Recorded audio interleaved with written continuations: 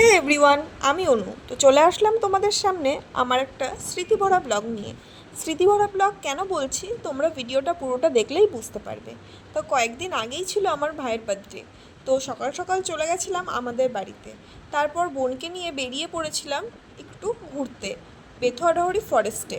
কিন্তু ভেতরে আর ঢুকতে পারিনি, কেননা ফরেস্ট বন্ধ হয়ে গেছিলো। তারপর সন্ধ্যাবেলা চলে গেছিলাম কেক কিনতে। বার্থডেটা না কেক ছাড়া জমে না। তারপরে কেক কিনে আমরাও একটু পেস্ট্রি খেয়ে নিলাম। আর সারাদিন এতটাই ব্যস্ত ছিলাম যে সমস্ত ভিডিও ক্লিপ নেওয়াই হয়নি।